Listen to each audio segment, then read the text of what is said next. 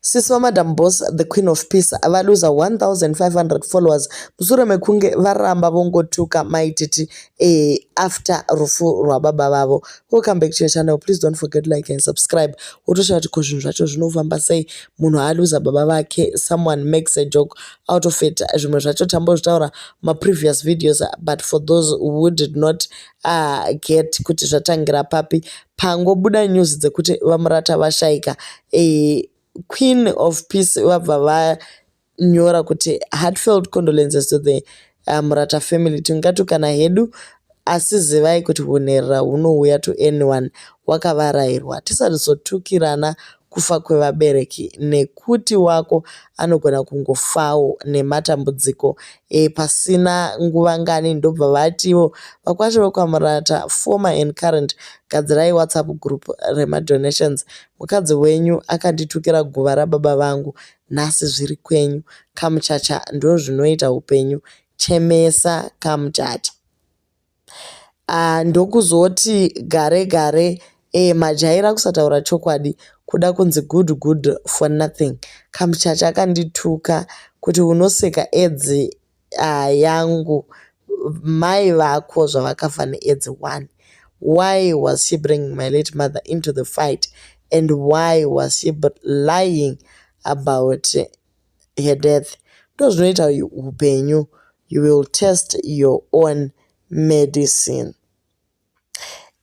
Vamwe vauyawo vana Ketina nevebitterness, vana Patricia Jake vachimukurudzira kuti ari kuita zvakanaka. Ketina asvika akati yemen Patricia ndokuti people have double standards mufunge, no one is special way. I guess she is now feeling the pain. But pane vamwewo vari kungoti Wedweka, we might be having a challenge as Zimbabwean ladies. I definitely agree. She was wrong bringing your mother into the fight. But does that mean you should celebrate the death of an innocent man? I pray that each day these fights will stop and we influence each other positively. Munhu akaita PhD atori chiremba, doctor, anopinda mastreets achita zvinhu zvokutungana kwembudzi zvakadai. Why uchidaro? So the Queen of Peace wabva vati ini ndatoneta nekuedza kunditsiura kwamuri kuita. Please unfollow me if you don't like my utterances. Handidye sadza kumba kwako. I say nothing but the truth.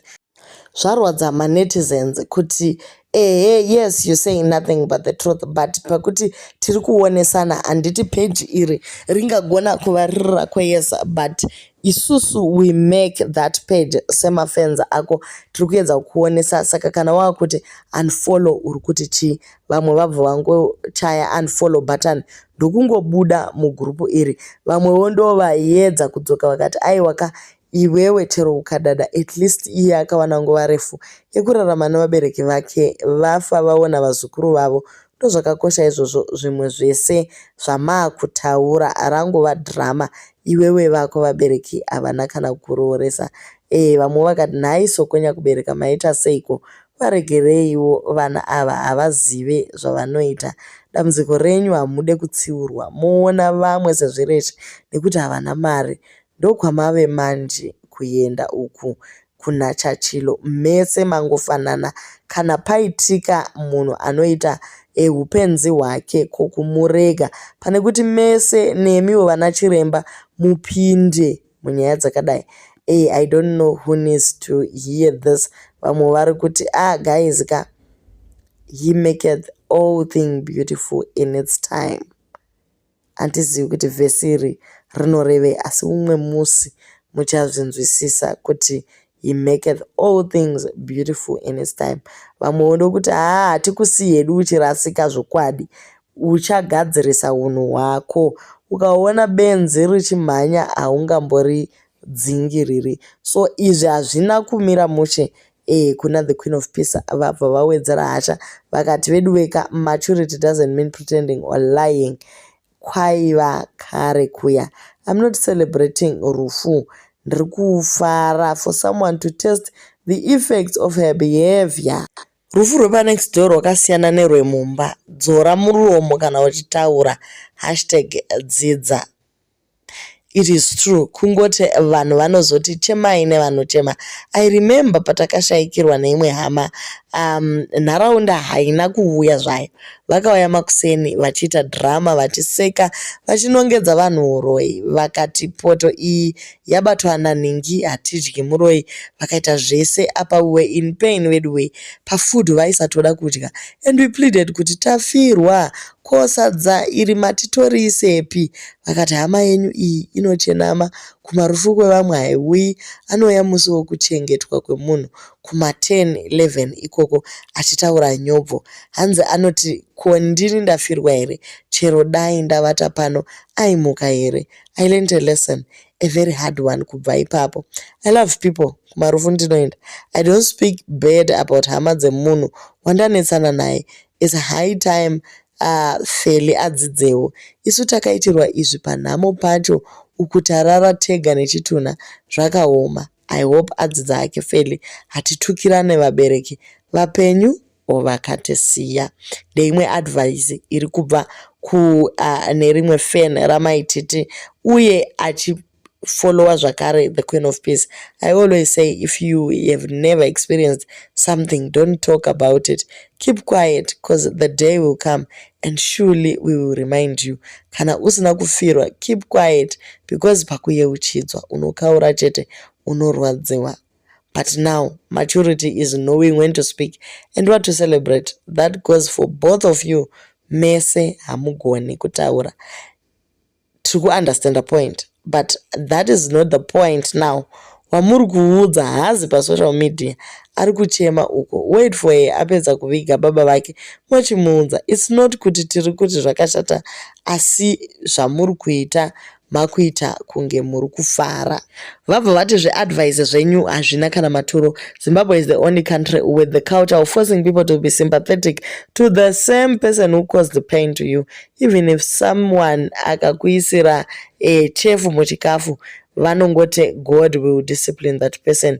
From then vanhu 500 vabva vaita zvakare unfollow. Pane uombererwa maoko ndiye ati people are missing the point. No one is happy, Mr. Murata Vashaika. Issue is Kate Mom, who has brought this shame on her family. Actions have consequences. She's bearing what she saw for the past years, insulting vabereki vevamwe vakashaika. A Queen of Peace vamufarira ndofunga atopiwa chero kamari ke-airtime, because anzi I am proud of level-headed followers like you. This is what I call maturity. I'm thinking kuti vakuru vakaona kuti sekuru vakutoenda, mhuri kaonesana, iko kakatanga kunyara nemasofa aripo kakati regai ndivhare gap. Handiwe maskitsi kamunhu uyu, vazorora sekuru kuitiswa maskitsi. Isu kwedu ndo machemero anoita masawira, tochema newe tichikuudza chokwadi. So the Queen of Peace vaita kakuona kuti zvavari kuita hazvina kunaka, vakabva vati semasawira ndo zvatinoita, tinenge tichikutokuudza chokwadi. So she acknowledges kuti yes, vane relationship yavainayo, uye vati ivo soon nezuro kamuchachakaita live tengera vabereki vake masofa white, akafenisha mumba achiti ari kutora zvinhu kuBruno Furnitures. So ndo zviri kutaurwa pano kuti maybe vange vatoona kuti sekuru vakurwara vakati better vatenge masofa. Zvenyu zvekuti ukamhanyiswa nebenzi usaritevere, vanhu vanozoshaya musiyano, ndezvokupenga zviya moti. Vamwe vanhu vanonyepera kuita mapenzi and take advantage of that. Mhanyisai mapenzi, ndo pamuchaona kuti benzi munhu, rovera imbwa pachinero. Facts are stubborn.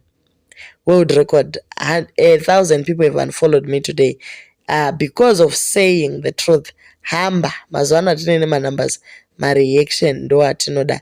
I bet they will still look to see what is being posted. So the Queen of Peace vat iwa havazi apologetic nezvese zvavataura about Vamurata. In no time zvakare 1,520 people unfollowed zvakare vakati aiwa isusu we want to serve ourselves from such. I bet by now more people are still dropping her nekuti unhu hwavo hwavari kuratidza hausi kushowa leadership. As a woman who inspired a lot of women ekuti vadzidze, this is a disappointment.